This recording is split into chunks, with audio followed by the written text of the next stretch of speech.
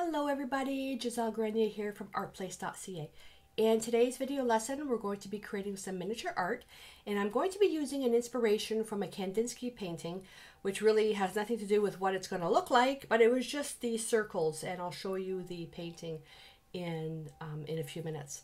And I'm going to be using some pieces that were gifted to me by my friend Cheryl, and that's always a nice challenge is when I get some happy mail from viewers and some friends and from my students, and they like to challenge me saying, I want to see you put this into an art piece. And that's where, okay, especially if it's not really my style.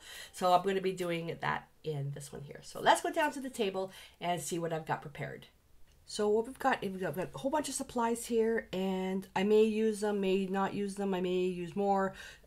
I'm just going to pick and choose what I want. Now for this particular piece, this is another version of a Kandinsky inspired art piece. I'm making it as a miniature art piece. Size for an artist trading card, you can give them away, but I'm getting a lot of feedback on the artist trading cards, so much more of an actual little art piece instead of just an ATC, so because they're quick and easy to do, but not with diminished quality. So the piece that I was looking at was this one here, and hopefully you're not going to get glare from the lights. So I was looking at this, and when I saw this piece, I immediately knew what stencil and what paper I wanted to use for this. And I'm not going to make it like this, but this is just my inspiration, my jump off points, because I'm a circle addict. I love circles. So that's the piece that inspired my idea. And I'm going to be working with the DecouPage paper from DecoArt, and I'm looking at this green one here. Now these colors are outside my comfort zone, so I'm going to be using this one here.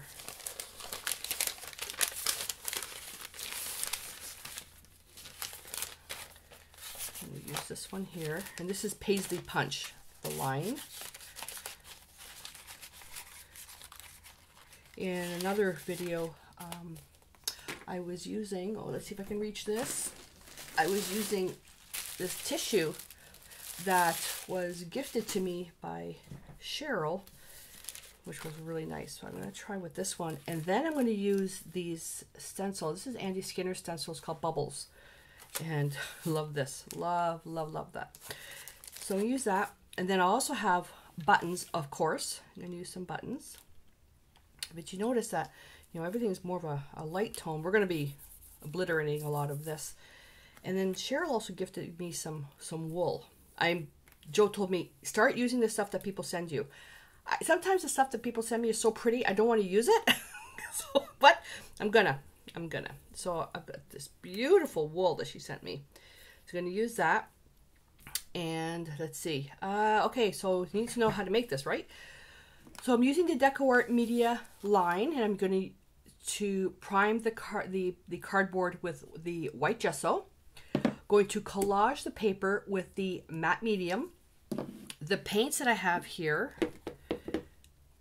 and we're going to be doing color mixing. Yeah, lucky you. If you ever get stuck on color mixing, go to my website, and I've got a lot of videos on there on color mixing. My emphasis is going to be on, you don't need a ton of colors.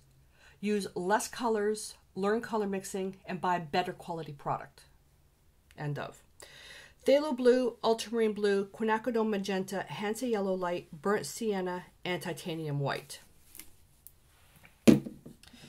Also going to use some liquid glass. Now what I've done is these bottles here are very, very stiff. It's arthritis, so I put everything into a smaller squeeze bottle, which is much easier to squeeze. And I've got the texture tools here as well. And I've got my number 8 Bristle Bright. This is a soft grip. I've got a shader, a round, and these are pretty in rough shape. These are my mixed media brushes because they're so rough shape. And I've got a little 3/8 inch stencil brush, and I've got a little pouncer. Again, may use more, may use less, don't know yet. So I've got a card already made, but I want to show you how to prep it. So all this is packaging from food and eco basket. I don't know what this is. But it's just, this is from Cliff Bars. And so all I'm going to do with this number 8 Bristle Bright. It's the side that has the printing on it. That's the one you have to focus the most on, because if it's really slick, stuff's not going to stick to it. And then once you prime it, you have to choose, do you want this to be your front? That way paper, this will show through the paper, or do you want it like this? That's up to you. So in this one here, I put on 3 coats of thin, even layers of gesso. And all I'm going to do with a dry brush, you're just doing that. I also added a little bit of distilled water to the gesso because it's getting down to the end and it's super, super thick. Okay, so you're just going to do that. You notice how rough I apply it? Because I like the texture showing through the art.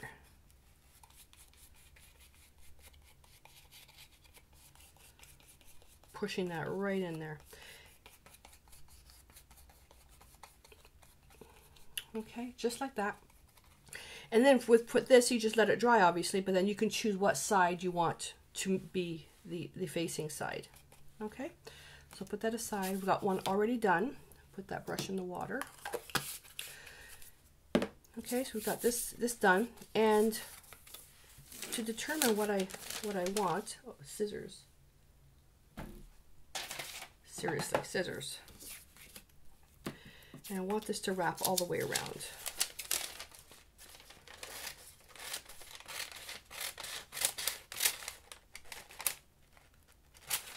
Now I'm thinking, I think I may want it torn. I may want this torn. Does that show through? That does show through. So I can choose to wrap it around. I bet you I cut it short. I did that in the last one too. So I could wrap it around. I could have it like that, or have it where it's white. I think I'm going to tear, I was thinking maybe I should tear the pieces. Tearing the pieces might look nice too. Tearing the pieces might look nice too. If I just tear and overlap. Yeah, that's what I'm going to do. All right, matte medium. Matte medium. This paper is pretty strong.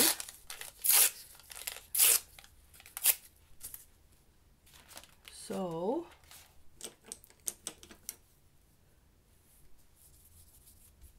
you can use DecoArt medium as well.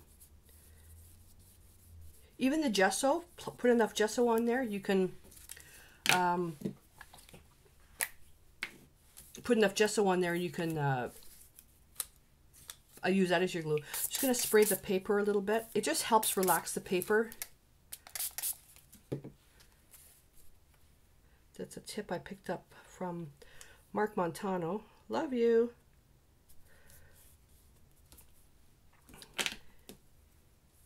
There we go. And I always put another layer in between. Put another layer of matte medium in between. And see how I have that line going across? I'm not going to leave it like that. What this also does, it builds up the strength of the card. Chaos DNA. Builds up the strength, the thickness of the card, so it's a great way to use up packaging you have at home. You don't have to buy special supplies for this.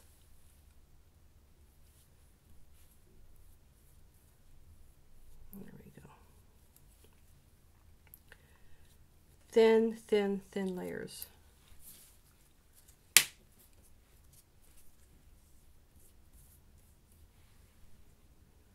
Let's take this big piece here. No. And there's no wrong way of doing this. Oh, see, that's what I'm looking for. I love those layers. I love those layers like that. Yeah, there's no wrong way of doing this. You just kind of go with the flow. Not kind of go with the flow, just go with the flow. Have fun with it. Use scraps of paper. Use newspaper if that's all you have.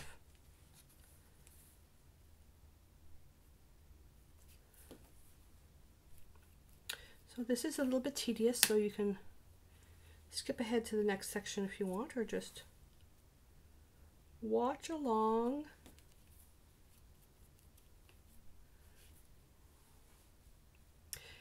And you'll also notice that this used up a lot more paper than if I would have just wrapped it around. I'm okay with that.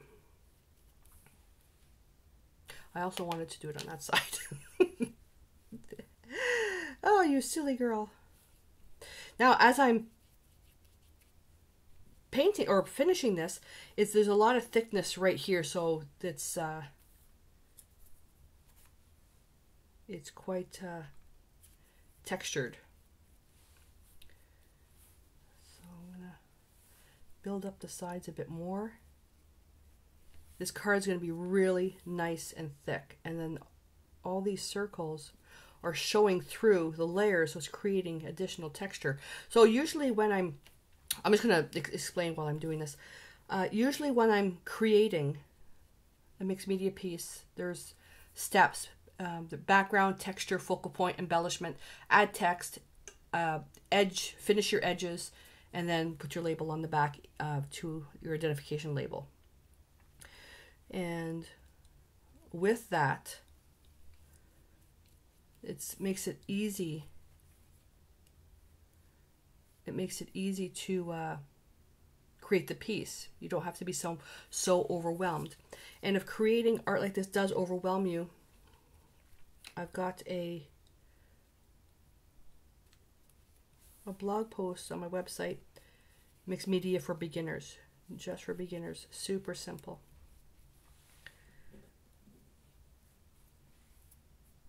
Whoopsie, bent that over. And just adding a bit more. Just going to finish off those pieces.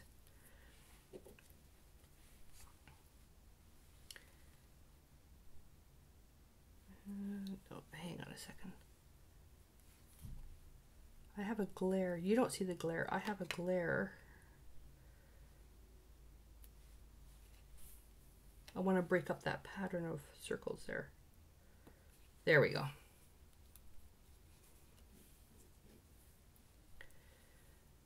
I want to break up that pattern.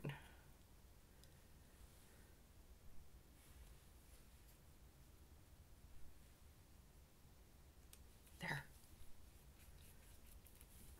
Purposely being imperfect, if there's such a thing. So with that being dry, now if you're giving this as a gift, make sure you finish it off nicely. You know, smooth out your edges and stuff like that. And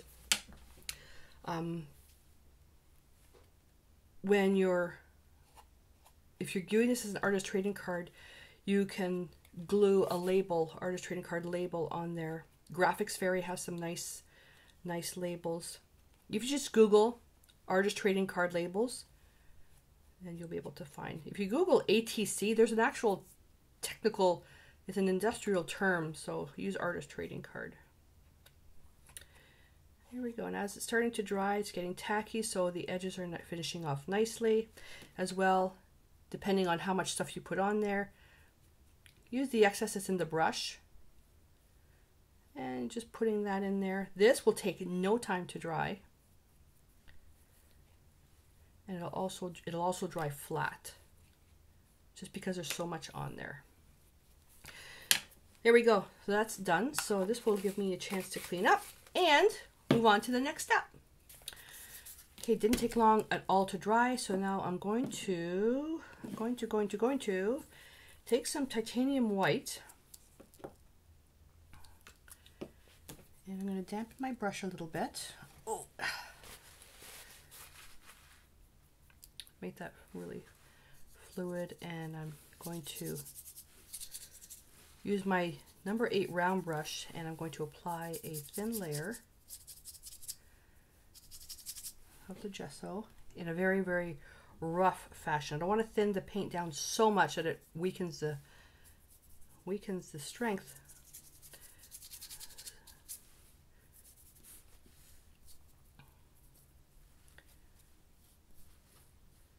And I don't care if I get any of the paint on the back, it doesn't bother me.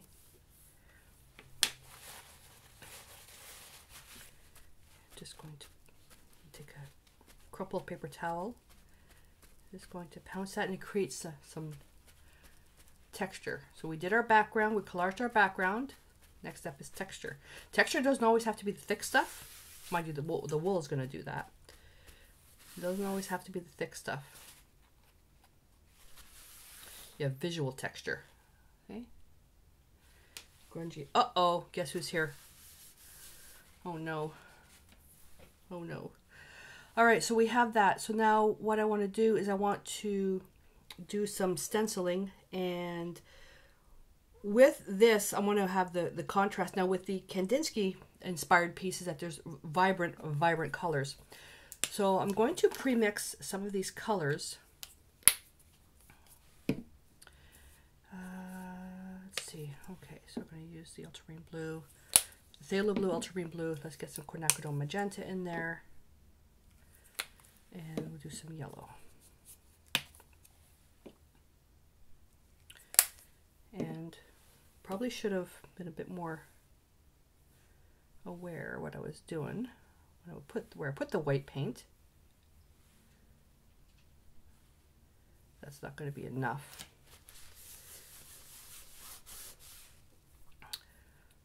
I want to, and the Phthalo blue was way too much. You can tell it doesn't take a lot.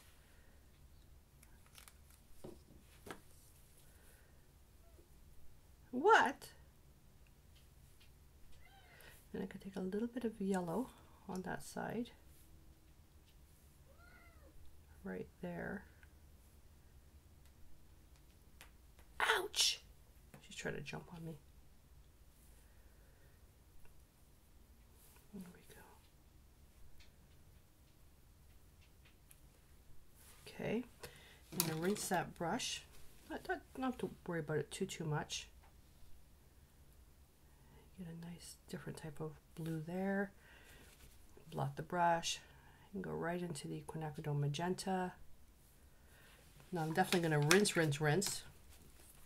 Ouch! And just put a little bit of that yellow. And the white with the yellow is simply to make it a little bit more opaque.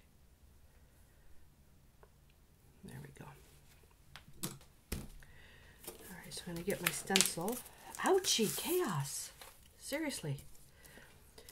And really with this, pick anything you want. I mean, what I'm looking for is something where I can hold it down quite easily. And I do want a bunch of different shapes, so you can make some of the bubbles even go off the paper. But my favorite pattern is always the one that's at the top here. So one of the questions that I get people is, how do you hold your stencils down? It drives me crazy. Well, with this, because we're doing so many different patterns or different colors, this is something you can do. I'm lucky because the stencil is a little bit bigger than the card. I am not a super fan of the spray adhesives. So, Chaos, if you scratch me,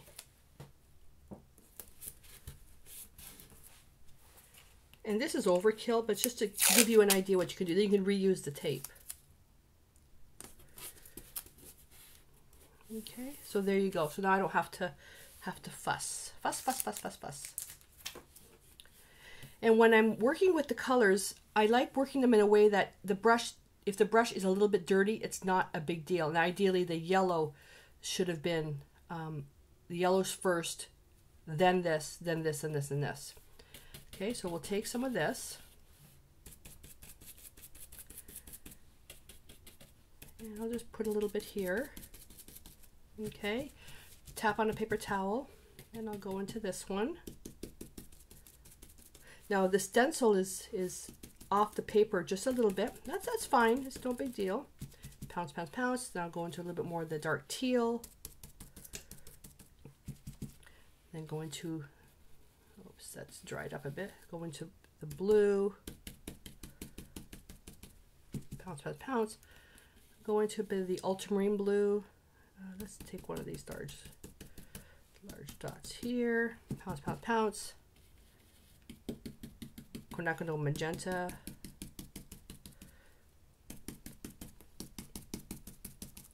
The large focal pieces, I try to do them always in 3s.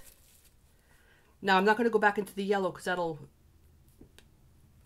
put that into a different color, but I'm going to go into now the blue. I didn't have enough of my brush. Take a bit more Quinacridone Magenta. Now we get a purple. Quinacridone Magenta and Ultramarine Blue make the most beautiful purple. And actually you can make a purple here. Do you know that purple is the least liked color by men? According to psychoanalysis experts. I didn't know that. And take a little more of this ultramarine blue, or this is the phthalo blue. This gets like a teal. Now go into some yellow, now which will turn green. So this is where the color, the knowing your colors comes in handy. And I'm putting the green around the magenta. Although it's red, that's the complement. It looks really pretty. And if I miss some dots, I'm not worried about it because then it'll just be white. And right there. There we go. All right, so if you're using like a disposable stencil, where it's like, say you made it out of paper, just dry it from here, but you got to be careful because if you have any of the paint, whoops, I did that in the wrong order. If you have any of the paint that's in between the stencil and your card, it'll fuse together. So what I like to do is just gently remove it so the stencil doesn't slide, and then lift it up. Look at that. Oh, I don't have a journal ready. Oh my God. Let's see what we get here. I don't know if it's still wet. Use whatever leftover color. Like even this stuff here, throw it, slap it down into a journal. But this is only one piece, so have something handy. Now, look at that. Isn't that beautiful? Have something handy.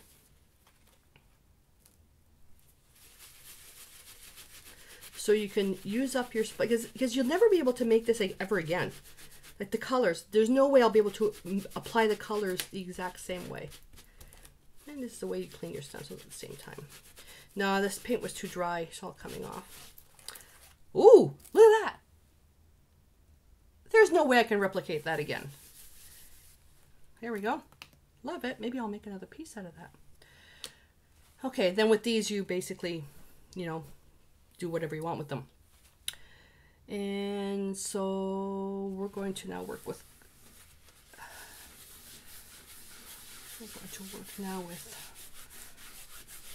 our focal point. Oh, geez, she's still here. Now I'm going to dry this for a bit, and I'm going to now, looks like I'm going to work with two pieces because this is just, look at that. That is so cool. So with the texture, we use with the, like the background and that. So I'm going to use this for texture as well. Then we're going to use this for embellishments. And I'm not sure, depending on which button I use for the actual focal point, I'm not sure which one I'm going to do. So we'll see what I end up using. So texture, then the focal point, and embellishments. I'm not going to add text to this because I'm going to leave it blank, and then we'll finish off the edges. Brought out another package of buttons because I was really looking to see what I wanted as my focal point. So the idea is I'm going to use the string to wrap around, but I want to, I like this one. That's really different. So just taking different sizes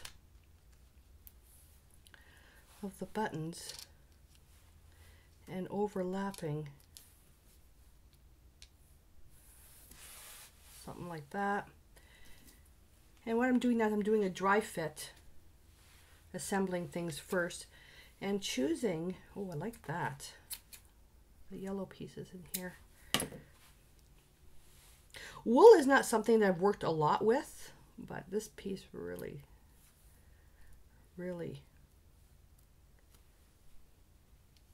piqued my interest.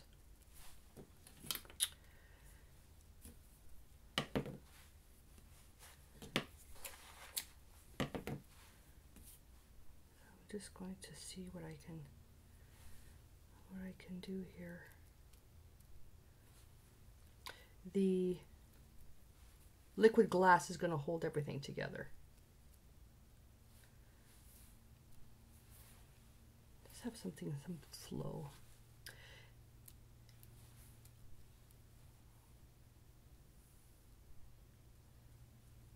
Not sure. Oh. There we go. I'm going to let you decide what that looks like. Right there. There we go. Done. Done. Which one? The button is no longer the focal point. It's going to act as texture.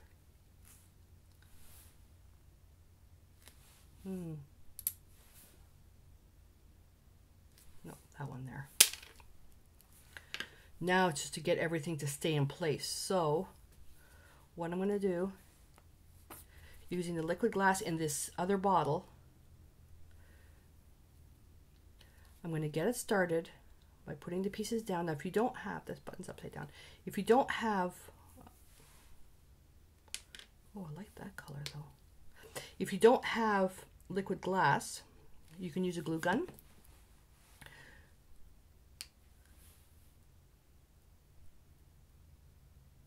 Squeezing that out so the liquid glass comes through. If you don't have a, use a glue gun. The glue guns though, if your piece is flat, that's fine. But if your piece is flexible, your little elements may snap off. Which button did I decide on? Is it this one? This is so cool. I love this button.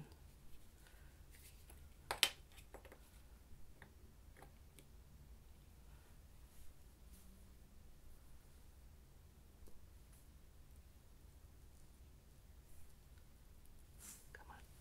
I don't want to lose that shape.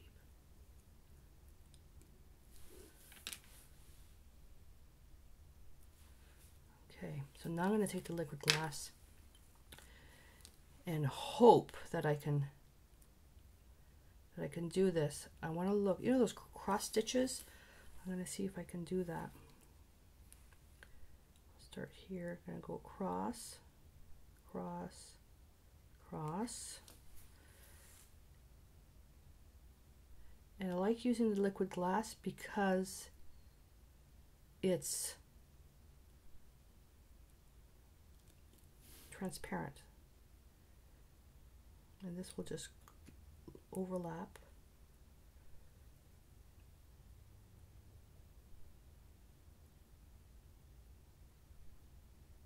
Sorry, I'm going to concentrate.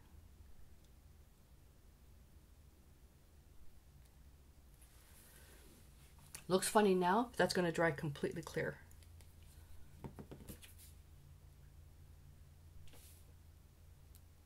Gently push that down. Oh, chaos is back. You guys must think I hate the cat. I don't. She's my life. But when I'm creating art, oh my god. In the mornings, now we're getting to spring, so what I do is I turn the furnace up for her in the winter, like really turn the furnace up so she stays by the furnace vent. Oh, seriously. What she's trying to do, she's trying to get under the lights. Come on, move. Oh, a video that I did, she did the same thing, and I pushed her, and she turned around, she nailed me right on my hands. There we go. Okay, then I'm going to take a little bit more.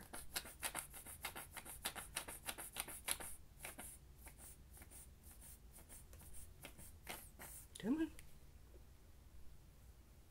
And in the lightest, the stringiest string, and just kind of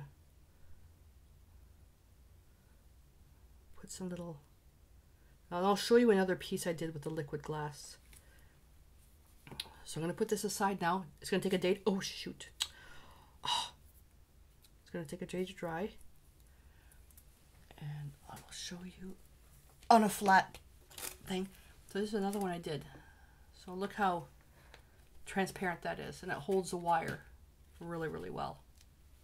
Okay, so I'll let that dry, and then we'll come back tomorrow and we'll work with it. Now, again, if you're using cardboard, you can use a glue gun. I've got my Ryobi here. You can use a glue gun. Just make sure that your piece is really flat, because if it's flexible, because the glue dries hard, so if it's flexible, your pieces may just snap off. So just be wary of that.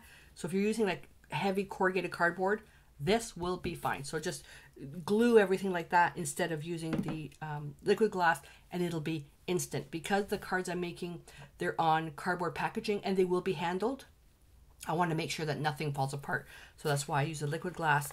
Plus a liquid glass has that glass appearance, which is really nice.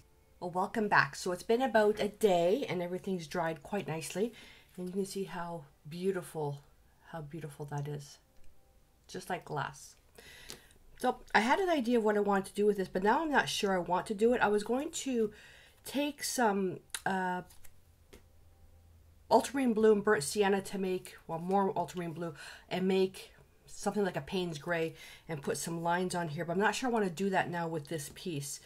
I'm just going to do the edges, and I'm just going to take my little double-sided pouncer and just get something in there. Oh, better get a paper towel.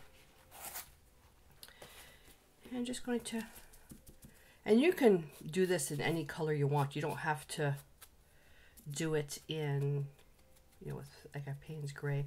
I just like finishing the edges, and at the same time as well, just if you happen to have put paper, just helps create an extra little seal on there as well.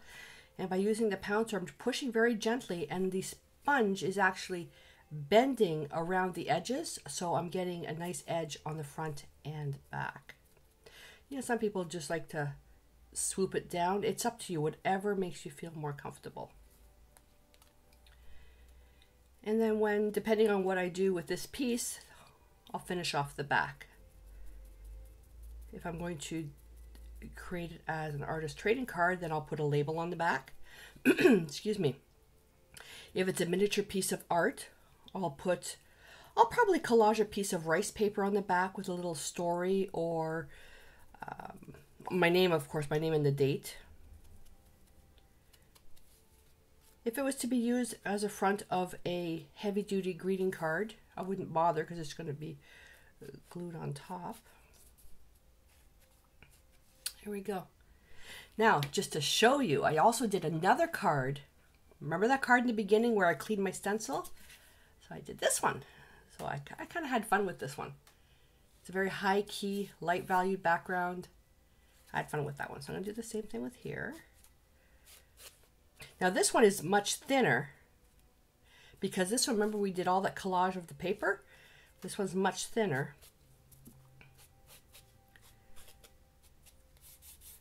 There we go. And I love using the fluid acrylics for this edging because it's more transparent, so if I happen to smudge a bit too much, I can always wipe it off really easy. Because when it comes to finishing the edges, sometimes I work a little too fast. So I can just get all the excess off there and just do a little bit of rub on the corners. And if you put this onto the liquid glass, it wipes right off. There we go. And I can just finish off that edge. I can just lightly go over that. And it's going to pick up all the texture of the gesso. So it's up to you. I'm just showing you a technique. I'm going to be putting a label on this one, but just to show you the technique. Very grungy. You can make this any color you want. If you want to make the edges a bit stronger, just put a bit more paint. And with the back, you really can't go wrong. You really should finish the back. That's just a pet peeve of mine. Because people always turn the art over, always, to see, you know, artist name or a story or some information. So I'll try to put some emphasis on the back. Pressing a little bit harder You see, I can just keep going and going and going. And I see a spot here, so there's probably a little splotch of liquid glass in there. So it's repelling it. See, it doesn't take a lot. And you're using up whatever paint you have. See, they're pretty. And if you want to make the edge even darker, a little bit more burnt sienna in the blue.